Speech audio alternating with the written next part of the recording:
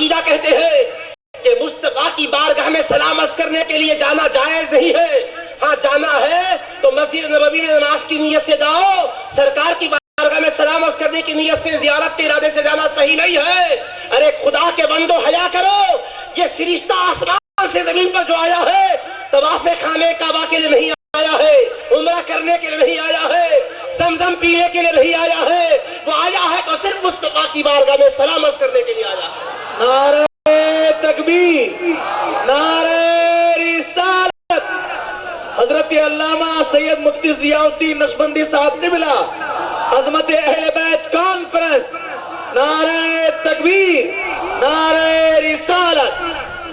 تو رب کی بارگاہ سے اجازت لے کر آیا ہے تو رب نے بتایا عالم بالا میں رہنے والے کے لیے بھی ضروری ہے کہ مصطفیٰ کی بارگاہ میں حاضری دیا کرے. حالانکہ وہاں رہ کر بھی تو صلاۃ و سلام پڑھتا تھا. ہے کوئی ایسا فرشتہ جو مصطفیٰ پر درود و سلام نہ پڑھتا ہو؟ آیت قرآن سے ثابت ہے, آیت درود و سلام سے ثابت ہے.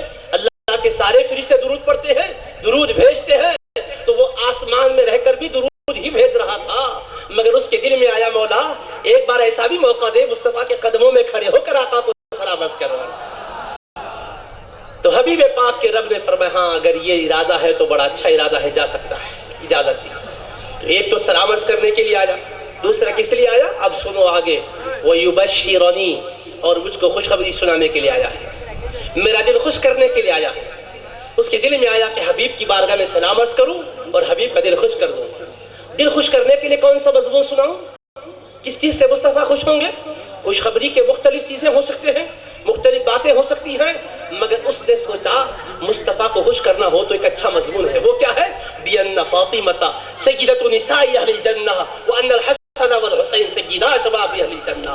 تو مضمون یہ آیا ہے کہ یا رسول اللہ, اللہ کے دربار میں نے اجازت مانگی ہے مولا, حبیب کے پاس سلام عرض کرنے کو جانا چاہتا ہوں, اجازت عطا فرما. اور مصطفیٰ کی بارگاہ میں جا کر خوشخبری سنانا چاہتا ہوں, حبیب کے دل کو خوش کرنا چاہتا ہوں, مصطفیٰ کی آنکھوں کو ٹھنڈک پہنچانا چاہتا ہوں. کیا کہہ کر پہنچانا چاہتا ہے؟ تو عرض کرتا مولا حبیب کی شہزادی کی شان بتلاتا ہوں, مصطفیٰ کے شہزادوں کا تذکرہ کرتا ہوں. حبیب سنیں گے تو خوش ہو جائیں گے. بی بی فاطمہ الزہرا جنتی عورتوں کی سردار ہیں اور امام حسن و امام حسین جنتی جوانوں کے سردار ہیں. تو یہ خوشخبری لے کر آیا ہے جو کبھی نہیں آیا, وہ فرشتہ آیا ہے. تو میں نے جو عرض کیا یہ عظمت اہل بیت کانفرنس فرش پر بعد میں عرش پر پہلے ہے. یہ کانفرنس یہاں بعد میں ہوتی ہے, عالم بالا میں پہلے ہوتی ہے. بعد جلسے زمین سے ابھرتے ہیں, اوپر نہیں جاتے, مگر مصطفیٰ کی آل کی شان کا جلسہ وہ ہے کہ آسمان سے اترتا ہے قبولیت کے ساتھ نوازا. نعرہ تکبیر, نعرہ رسالت. عظمت اہل بیت کانفرنس حضرت بادشاہ پیرا صاحب قبلہ. نعرہ تکبیر, نعرہ رسالت. تو عزیزان محترم, عالم بالا سے اترنے والی کانفرنس ہے, اس کا فیض وہاں سے آیا ہے. فرش زمین پر کانفرنس بعد میں ہوئی, عرش بری پر پہلے ہوئی. فرشتے میں جو عرض کیا مولا یہ خوشخبری سنانا چاہتا ہوں. اب سوال یہ پیدا ہوتا ہے فرشتے کو کیسے معلوم ہو گیا کہ شہزادی یہ مصطفیٰ جنتی خواتین کی سردارنی ہے, حسنین کریمین جنتی جوانوں کے سردار ہیں؟ یہ بات معلوم کیسے ہوئی؟ کیا لوہے محفوظ میں پڑھا تھا یا کوئی کتاب اس کے ہاتھ میں تھمائی گئی تھی کہ اس کتاب کو پڑھ لو؟ جواب یہی ہے کہ رب نے سنایا تو معلوم ہوا. تو رب نے کہاں سنایا؟ عالم بالا میں فرشتوں کو سنایا. تو مطلب یہ ہوا کہ رب نے بے گناہ فرشتوں کو جمع کیا. فرشتوں میری پاکی بولنے والوں, میری حمد و ثنا کرنے والوں, میرا ذکر کرنے والوں, میری بارگاہ میں جبین نیاز خم کرنے والوں, کبھی کوئی خطا نہیں کرتے ہو, گناہ نہیں کرتے ہو, تم پاک ہو, تم نورانی مخلوق ہو, آؤ جمع ہو جاؤ. آج مصطفیٰ کی آل کی شان میں بیان کرنا چاہتا ہوں. سبحان اللہ, سبحان اللہ. آج شہزادی کونین کی عظمتوں کا خطبہ میں دینا چاہتا ہوں, مصطفیٰ کے شہزادوں کا مرتبہ بتلانا چاہتا ہوں. اور یہ جو شان بیان کی جا رہی ہے اس کا ظہور تو قیامت کے بعد ہوگا.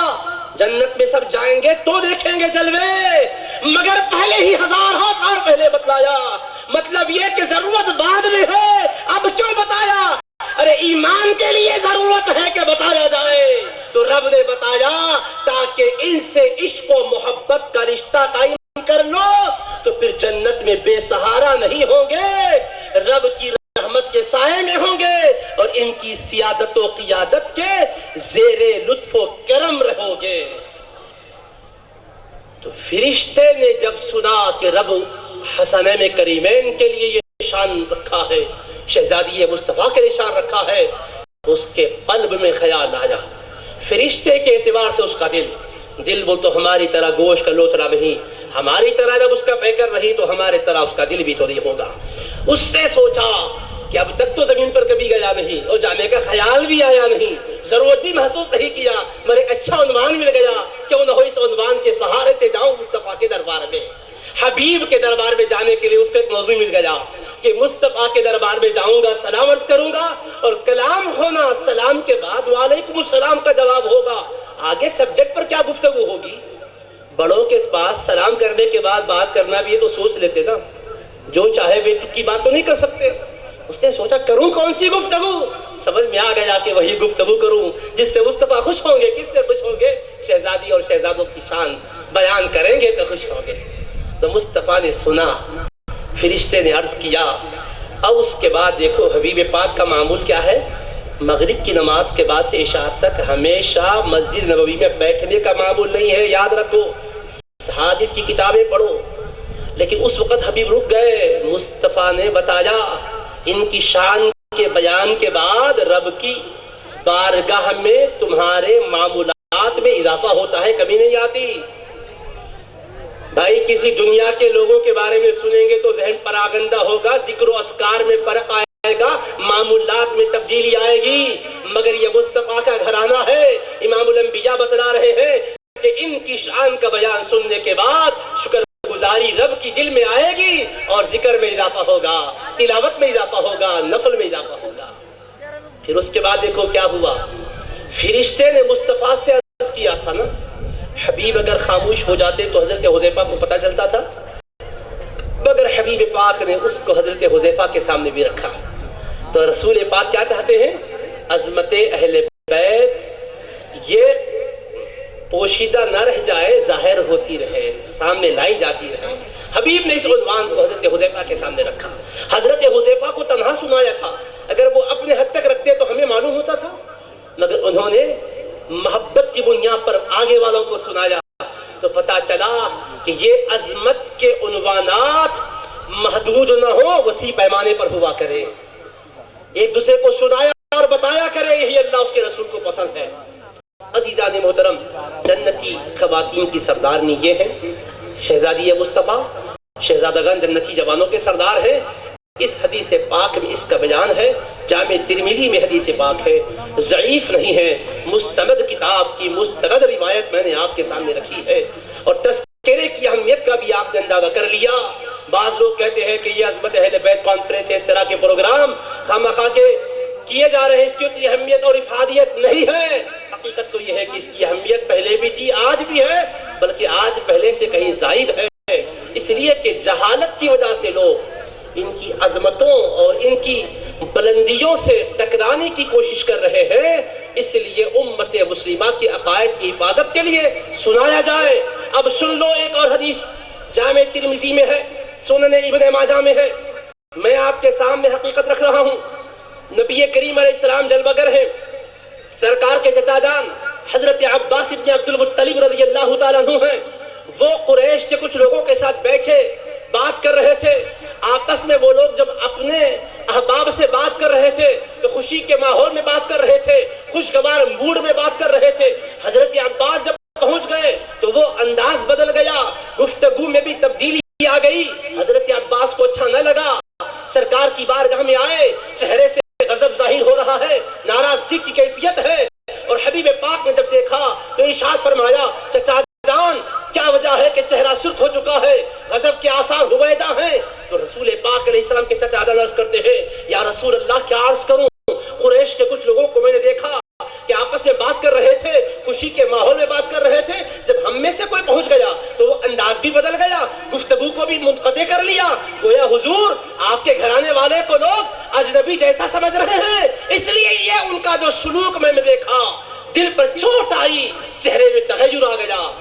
بات بہت زیادہ شدید ہے کہ وہ لوگ اگر آپس میں کوئی بات کر رہا ہو اور کوئی علامہ اس وقت پہنچے تو وہ گفتگو وہ علامہ کو سنائے ضروری ہے؟ نہیں ہے۔ ہر ایک کی کوئی بھی نجی گفتگو ہو سکتی ہے، پرائیویٹ گفتگو ہو سکتی ہے، اس کی گفتگو میں دوسرے کی شرکت اور حصہ داری ضروری نہیں ہے، مگر یہاں پر نازک بات ہے، یہ کوئی اور گھرانہ نہیں ہے، نبیوں کے سردار کا گھرانہ ہے۔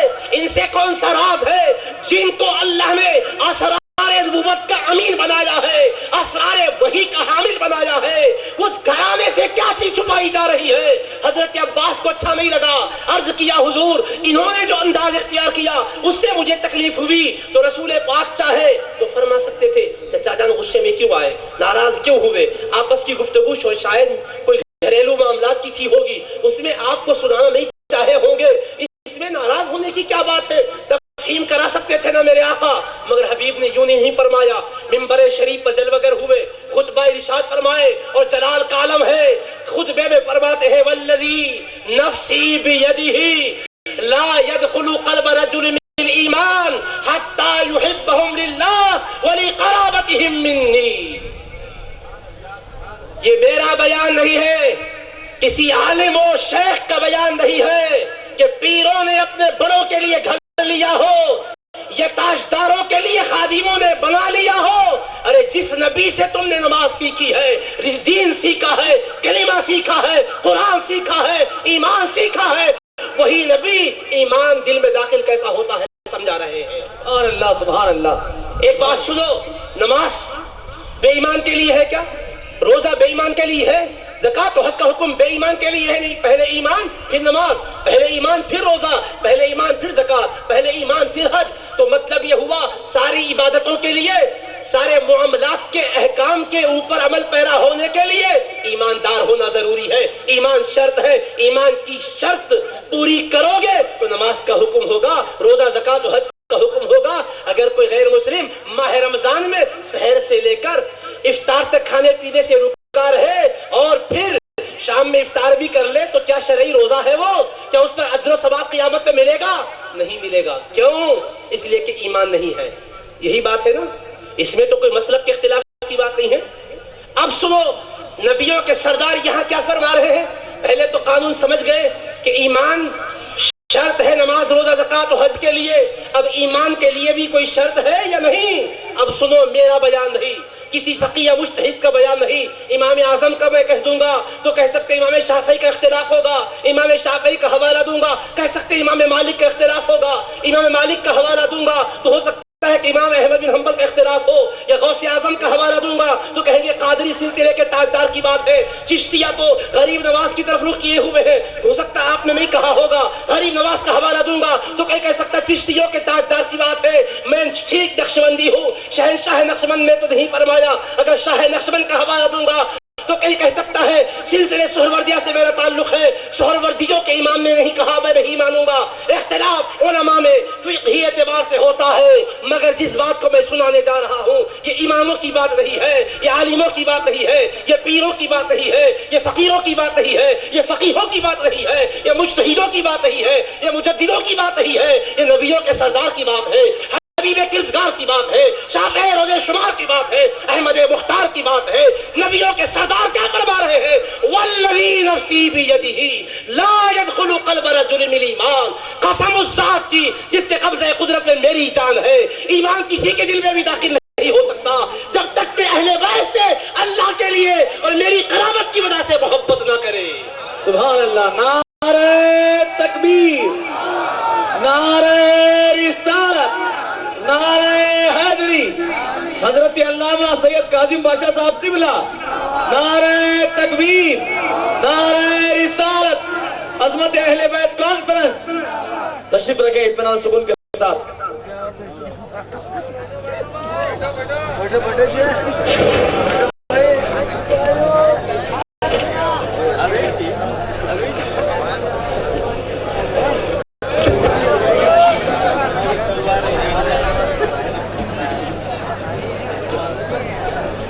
اللهم صل على سيدنا محمد وعلى آله وصحبه افضل صلواتك وعدد معلوماتك وبارك وسلم۔ تو عزیزان محترم، میں سنن ابن ماجہ اور سنن ترمذی کی حدیث پاک سنا رہا تھا۔ نبیوں کے سردار حبیب کردگار صلی اللہ علیہ وآلہ وسلم نے ایمان کے لیے شرط اہل بیت کی محبت کو قرار دیا، اور یہ بھی سادہ جملوں میں نہیں فرمایا، قسم کے ساتھ فرمایا کہ قسم ہے اس ذات کی جس کے قبضے قدرت میں میری جان ہے، لا يدخل قلب رجل الایمان، کسی بھی شخص کے دل میں ایمان داخل نہیں ہو سکتا۔ دیکھو رسول پاک کا اسلوب بیان ہے، یہاں ہمارے مشائخ طریقت ہیں، علماء شریعت ہیں، شہزادگان غوث اعظم ہیں، سادات کرام حسنی حسینی سادات کرام ہیں، ان سے پوچھیں نبی پاک علیہ السلام ایک ہی لہجے سے ایک ہی اسلوب سے کلام نہیں فرماتے، کبھی کسی صیغے سے فرماتے ہیں، کبھی کسی صیغے سے۔ ایک مثال دوں، اپنی محبت کو بتانا چاہا تو کیا فرمایا؟ لا یؤمن احدکم حتی اکون احب الیہ من والدہ وولدہ والناس اجمعین، تم میں سے کوئی بھی اس وقت تک مومن نہیں ہو سکتا جب تک کہ میری محبت اس کی جان سے، ماں باپ سے، اولاد سے، کل کائنات سے زیادہ اس کے دل میں نہ ہو۔ اپنی محبت کو لازمی قرار دینا چاہا تو صیغہ کیا ہے؟ قسم سے نہیں فرمایا لا یؤمن احدکم، تم میں سے کوئی مومن نہیں ہو سکتا، اتنا زور نہیں دیا۔ بات اہل بیت نبوت کی محبت کی آئی تو لا یؤمن احدکم نہیں کہا، لا يدخل قلب رجل الایمان، کسی کے دل میں ایمان داخل نہیں ہو سکتا۔ یہ اسلوب میں تبدیلی کیوں آئی؟ حبیب پاک اپنی محبت کو بتانا چاہے تو فرمایا کوئی بھی مومن نہیں ہو سکتا جب تک کہ میری محبت سب سے زیادہ نہ ہو، جب تک سب سے زیادہ مجھے نہ چاہے وہ مومن نہیں ہو سکتا۔ مومن نہیں ہو سکتا کہنا یہ بھی تاکید ہی ہے، مگر اہل بیت کی بات آئی تو مومن نہیں ہو سکتا نہیں کا، دل میں ایمان داخل نہیں ہو سکتا۔ تو مصطفیٰ نے تمثیل کے پیرائے میں سمجھایا دل ہے یہ محبت مصطفیٰ اور محبت اہل بیت کا مقام، تو ایمان کلمہ پڑھنے سے آتا ہے، یہی تو سمجھتے ہیں نا۔ حبیب فرما رہے جب لا الہ الا اللہ محمد رسول اللہ پڑھتے ہو تو ایمان کھڑے ہو جاتا ہے، ایک متجسد شکل میں، اس کو ایک تمثیل میں بتایا کہ داخل ہونا خارج ہونا یہ جسم کا تقاضا ہے نا، حبیب داخل اور خارج کی بات کر رہے ہیں، تو دل کے اندر ایمان آنے کے لیے رکتا ہے، دل کو دیکھتا ہے کہ یہ دل میں محبت اہل بیت مصطفیٰ ہے یا نہیں۔ جب نظر آتی ہے اہل بیت محبت تو ایمان دیکھتا ہے کہ شمع جلی ہے تو لہذا اجالا ہے، میں اندھیریوں میں جانا نہیں چاہتا، اسی دل میں جانا چاہتا ہوں اہل بیت کی محبت کی شمع جہاں جل رہی ہے۔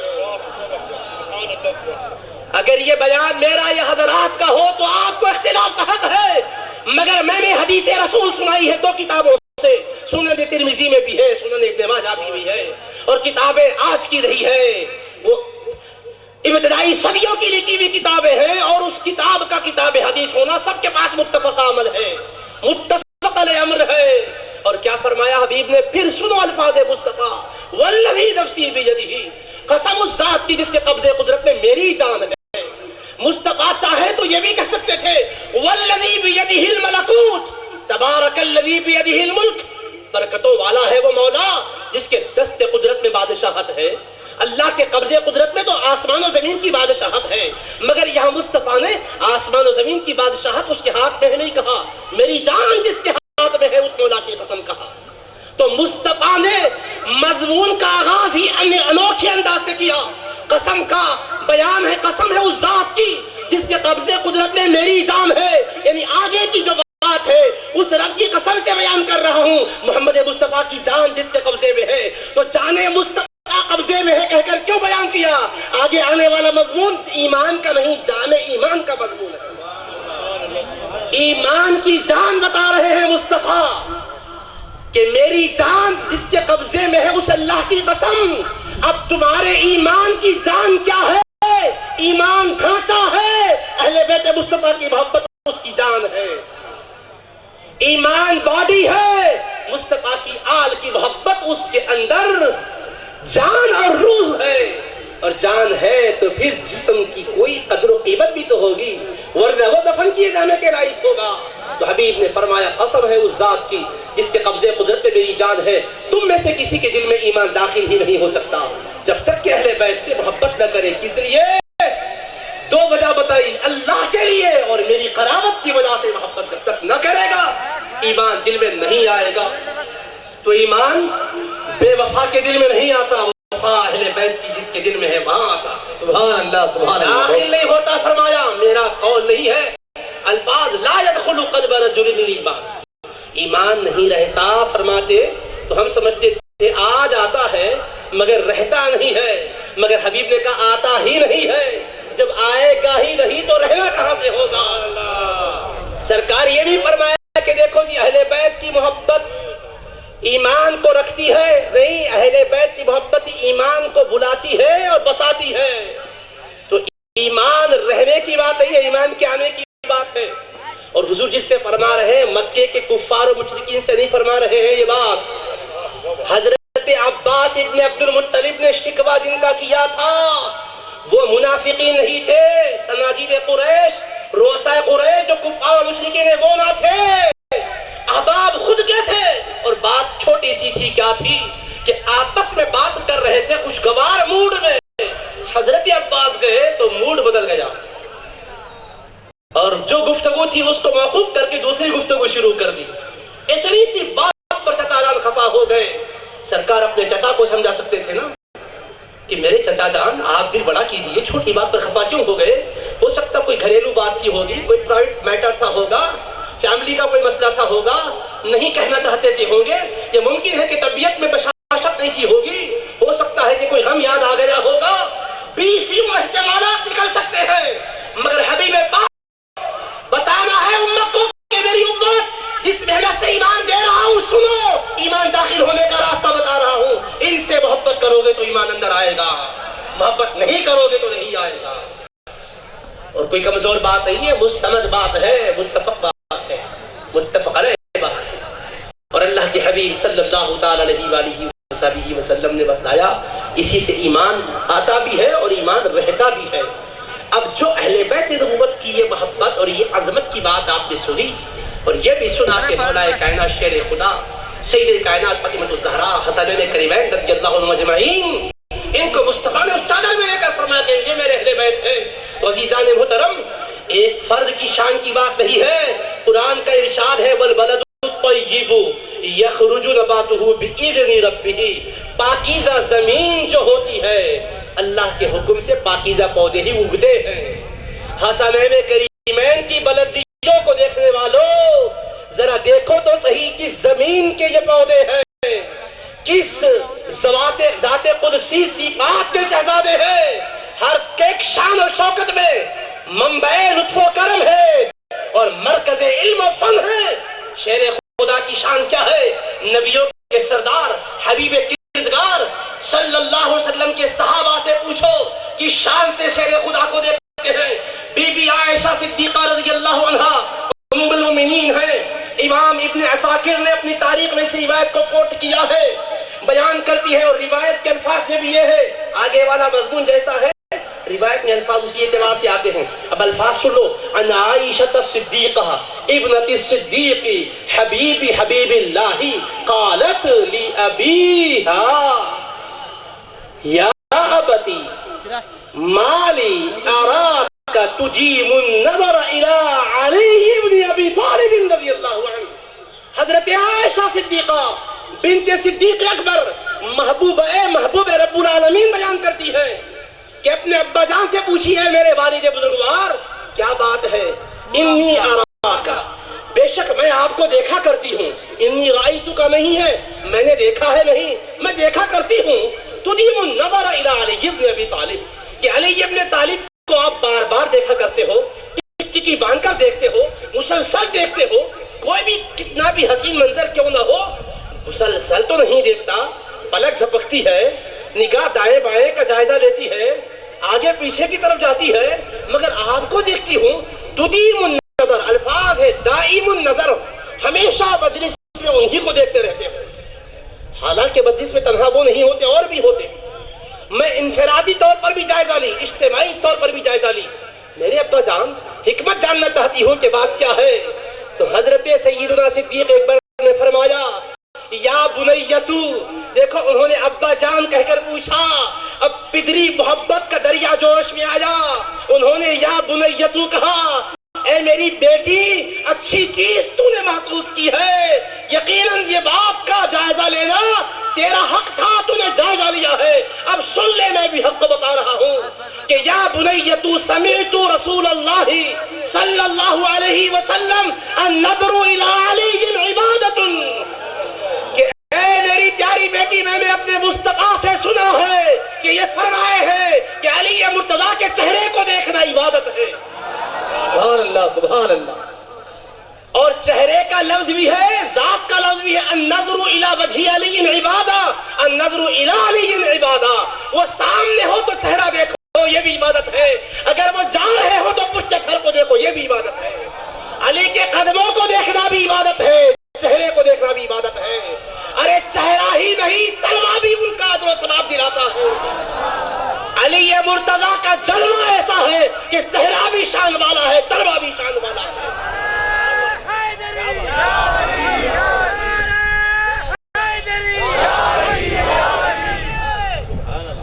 اور بیان کس کا ہے؟ صدیقۃ الصدیقہ کا بیان ہے، صدیقہ ابنۃ الصدیق کا بیان ہے۔ صدیق کی بیٹی صدیقہ کہہ رہی ہے، اور راویہ میں حدیث کتنی دیانت داری کے ساتھ یہاں صدیقہ اور صدیق کا لفظ رکھے ہیں۔ ہر حدیث میں عائشہ صدیقہ نہیں آتا، عائشہ رضی اللہ عنہا آتا ہے، بنت ابی بکر آتا ہے، اور بغیر بنت ابی بکر کے آتا ہے، مگر اس روایت کو بیان کرنا چاہا، عائشہ صدیقہ ابنت صدیقی حبیبتی حبیب اللہ۔ ارے ان کی صفات بیان ہو رہی ہے، معلوم یہ ہوا اہل بیت مصطفیٰ کی شان کا مضمون جو بیان کرے گا اس کی شخصیت نکھر کر سامنے آتی جائے گی۔ نعرہ تکبیر، نعرہ رسالت، نعرہ حیدری، نعرہ حیدری، عظمت اہل بیت کانفرنس، مشائخ اعظام، نعرہ تکبیر، نعرہ رسالت۔ حضرت عائشہ صدیقہ نے اپنے والد بزرگوار سے پوچھا، انہوں نے فرمایا کہ میں نے میرے آقا سے بھی سنا ہے، تو ابا جان سنے ہیں شہزادی سے بیان فرما رہے ہیں، اور سنے ہیں تو مصطفیٰ یہ تو نہیں فرمائے دیکھتے رہنا عبادت ہے۔ حدیث کے الفاظ ہے النظر الی علی عبادت، علی کو دیکھنا عبادت ہے۔ اب ادامت النظری الی علی تو نہیں ہے نا، مسلسل دیکھنا عبادت ہے تو نہیں فرمایا، دیکھنا عبادت ہے، تو عبادت کے لیے ایک بار دیکھ لیے کافی تھا۔ صدیق اکبر محسوس کر رہے ہیں کہ فرمان مصطفیٰ کو ہم سے زیادہ کون سمجھے گا، حبیب نے دیکھنا عبادت فرمایا، ایک بار دیکھو تو عبادت ہے، بار بار دیکھو تو مسلسل عبادت ہے، مسلسل دیکھو تو مسلسل عبادت ہی ہے۔ تو جس کا ایک بار کرنا ثواب ہے، بار بار کرنا ثواب پر ثواب، ثواب پر ثواب، انعام پر انعام ہے، اس لیے وہ عبادت کا ایک نیا طریقہ اختیار کیے ہوئے ہیں۔ اور یہ بات خود سے نہیں فرمائی، پوچھنے پر فرمائی، تو معلوم یہ ہوا کہ بعض باتوں کو بولنے سے پہلے اندر شوق پیدا کرنا ضروری ہے، ایسے ہی بولے تو قدر نہیں ہوتی، دل کے اندر طلب پیدا کرو، پھر اس کے بعد باتیں کھلتی جائے گی۔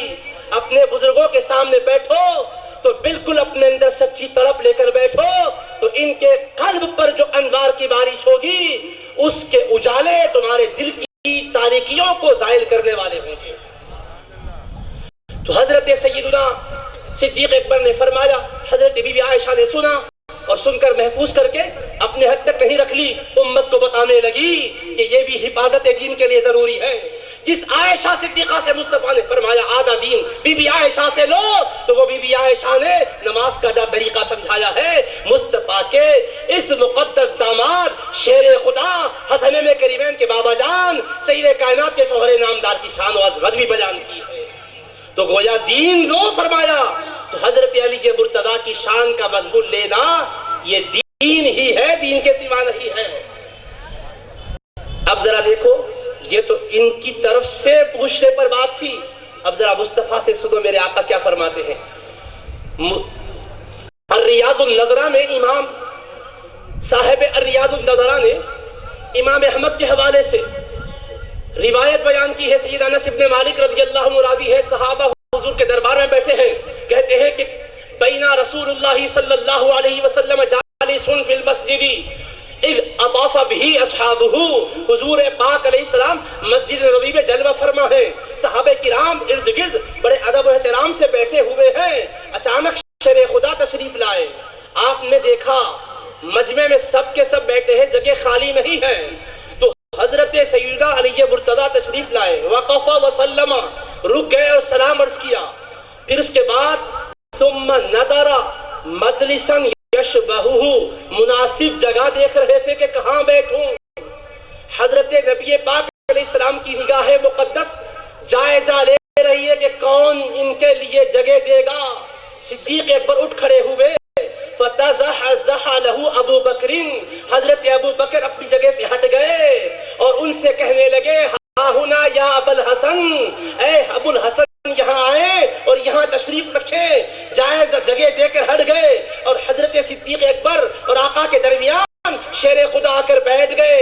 یہ منظر جب مصطفیٰ نے دیکھا، انس ابن مالک یہ ساری چیزوں کو غور سے دیکھ رہے ہیں، اس کے بعد کہتے ہیں فرائیت السرور فی وجہ رسول اللہ صلی اللہ علیہ وسلم، میں نے ایک دیکھا مصطفیٰ کے چہرے میں تبسم کھیل رہا ہے، حبیب مسکرا رہے ہیں اور مسکراتے ہوئے فرما رہے ہیں یا ابا بکر انما یعرف الفضل لأہل الفضل ذو الفضل، اے ابو بکر حقیقت یہ ہے کہ فضیلت والوں کی فضیلت کو فضیلت والے ہی پہچانتے ہیں۔ سبحان اللہ سبحان اللہ سبحان اللہ سبحان اللہ۔ تو ابو بکر تم نے جو پہچانا یہ تمہاری فضیلت کا اظہار ہو رہا ہے کہ علی صاحب فضیلت ہے، صاحب فضیلت کو صاحب فضیلت پہچانتا ہے، مقام والا جانتا ہے کس کا کیا مقام ہے، اندھوں کو کیا پتا ہے، آنکھ والوں کو پتا ہوتا ہے۔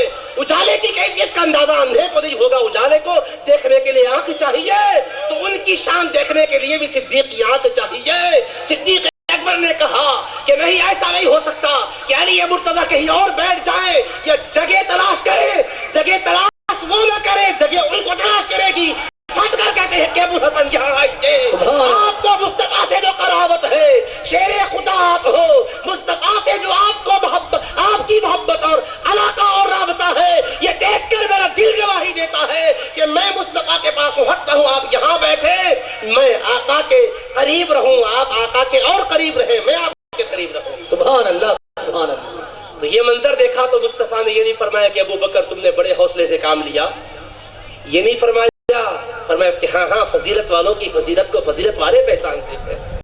تو حبیب پاک علیہ السلام نے سمجھایا امت کو کہ بڑی شان والوں کی شان کو جاننا ماننا اس کی شناخت ہوتی ہے جو خود اچھے ماحول میں پرورش پایا ہے، اچھے ماحول کا پروردہ ہوتا ہے تو وہ شان کو پہچانتا بھی ہے۔